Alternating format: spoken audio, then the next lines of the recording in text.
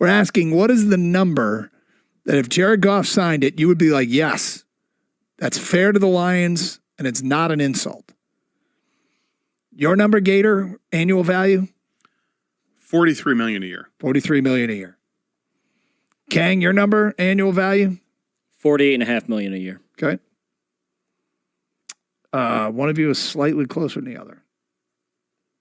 According to Spot Track, they project Jared Goff to sign a 4-year, $180 million extension, annual value $45 million a year. And I'm interested. I guess I'm not surprised, Gator, that you're a little bit lower than Kang, because whenever we talk about contracts, you bring up something that you are always looking for the hometown discount.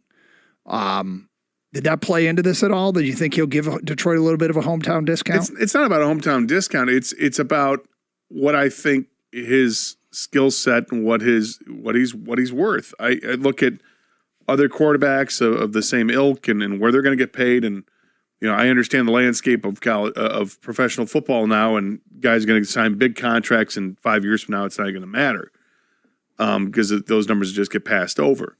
But if they can get it done now, I mean, if it's a $45 million number, I'm fine. That doesn't rub me the wrong way. I think that's actually getting it. That is getting a discount. I think if Jared Goff were to hit the open market, if the Lions just said, you know what, forget it, we're done with you, I think there's a team that would give him a $50 million a year contract. Yeah, if he does, I think he would get that too. And I think he also probably acknowledges that this is the best run of his career in terms of the way he's playing.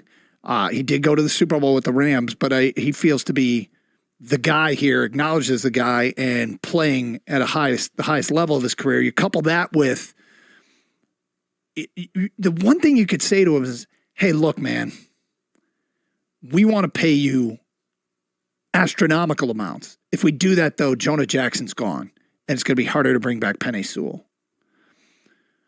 So we want you to think about this. Think about, here's the number that we've come up with where we can afford to keep Jonah and Penei and still give you this massive raise. I would be very happy with $45 million, and I think that would make it more likely that they could get it done. Yeah, I'd be pretty happy with 45. I understand where Kang's at with 48.5. Is he worth it? Yeah, he is worth it. But try to get less. Is it possible that you could, if there is a discrepancy, if his camp is like, we're firmly at 50 and you guys are firm at 45, is it possible that you can get incentives put in there, much like Josh Reynolds had that incentive at the end of the season? Hey, can you get him enough catches? Where you say, each playoff wins $1 million. I don't know. And I'm not sure that would matter to him to make $1 million extra 1 year. But, because the signing bonus for this deal, I should say that, is $45 million, which means he gets $45 million up front just to sign his name. Then that gets prorated over the course of the contract. So it's one thing to ask Jared Goff for, hey, would you take $43 million or $44 million, $45 million?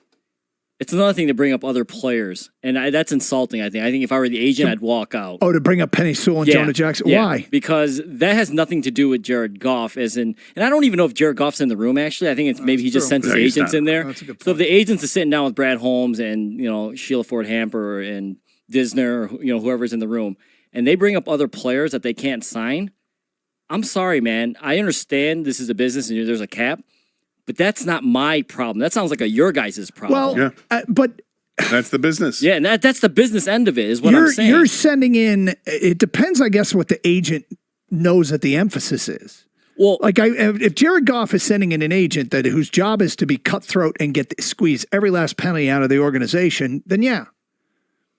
But if his job is just to do the best that he can, but keep Jared's situation as healthy as it can from a football perspective. Now, it's different if Jared Goff informs his agent, hey, I want to make sure we can keep everybody else. Then that's one thing. If the agent brings it up, okay, I'll work with those parameters. But I think it would be a mistake for any team to go to an agent and say, I can't sign other players because of your player. Well, it's not I can't sign other players because of your player. It's I can't sign other players because of what you're asking me to pay your player. Is that insulting? I don't think it's insulting. I think anything under 50 would be a win. because I just think the market says 50 million for Jared Goff. All right, 248-539-9797. The story is in Spot Track. It's a website that covers caps for all the leagues, and they project a Goff extension, 4 years, $180 million. It's interesting. Trevor Lawrence, 6 years, $300 million, $50 million per. Tua Tagovailoa, 4 years, $220 million, $55 million per. Dak Prescott, 3 years, $180, $60 million per. Jordan Love, 4 years, $200 million, $50 million per. Kirk Cousins, 3 years, $100 million, $33.33. 248-539-9797. Matt, you're on 97 on the ticket. What's up, Matt? Hey, how you guys doing today? Okay, sir. So I personally think that Jared Goff realizes where this team is and how close they were to the Super Bowl.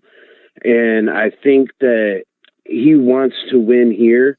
He loves it here. He loves the relationship he has with Ben Johnson and realizes that Ben Johnson came back to be a part of this team with him and the relationship they have together. So I personally think that Jared Goff would take a team-friendly, probably 5-year, $40 million per, and then you load that with incentives. You know, playoff wins, you get a certain amount. You get MVP, you get a certain amount. You get it Super Bowl to the Super Bowl win, you get a certain amount. Super Bowl MVP, certain amount. And you just load that contract up with incentives to make up for maybe some of the rest of the money. And then that would allow us to beef up the defense and re-sign Penne. And I don't think they're going to bring back Jonah anyways. I think they're going to look somewhere else. I didn't think so either, Matt. At the beginning, when I heard Brad Holmes talk, I started to think that, oh, wait, Jonah Jackson might be in play here. And we'll see how it plays itself out. The incentive-laden contracts, you don't see a ton of those in the NFL. You really don't. You get roster bonuses if you're still on the team in 3 years.